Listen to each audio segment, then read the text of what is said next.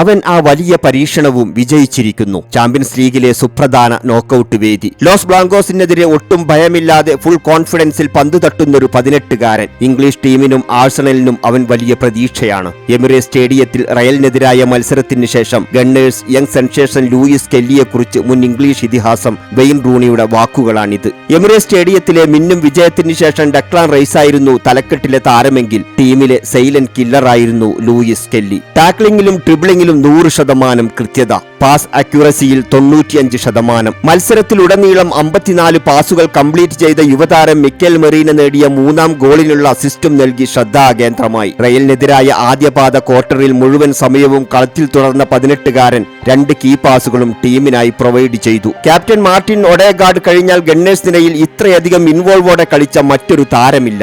അറ്റാക്കിംഗിലേക്ക് കൂടുതൽ contribute ചെയ്യുന്നതോടൊപ്പം defensive ഡ്യൂട്ടിയും ഭംഗിയാക്കിയാണ് ഈ left winger Emirates സ്റ്റേഡിയത്തിൽ നിന്ന് മടങ്ങിയത്. ലൂക്ക മോഡ്രിച്ച്, ജൂഡ് ബെല്ലിംഗ്ഹാം, കിലിയം എംബാപ്പയടക്കമുള്ള വൻ തോക്കുകളെ അക്ഷരാർത്ഥത്തിൽ നിഷ്പ്രഭമാക്കുന്നതായിരുന്നു സ്കെല്ലിയുടെ പ്രകടനം. ലണ്ടനിൽ നിന്ന് ലഭിച്ച കോൺഫിഡൻസുമായി ഗണ്ണേഴ്സ് സാന്റിയാഗോ ബെർണബിലേക്ക് പറക്കാനിരിക്കുകയാണ്. പ്രീമിയർ ലീഗിൽ പ്രതീക്ഷ ഏതാണ്ട് അസ്തമിച്ച ഇംഗ്ലീഷ് ക്ലബിനു മുന്നിൽ ആ വലിയ സ്വപ്നം കാത്തിരിക്കുകയാണ്. ഫിയർലെസ് ഫുട്ബോൾ കളിക്കുന്ന ടെവിസ് കെല്ലിയുടെ മറ്റൊരു പ്രതിഭാസ്പർശമുണ്ടാകുമോ ബെർണബുവിൽ എന്ന് നമുക്ക് കാത്തിരുന്നു കാണാം.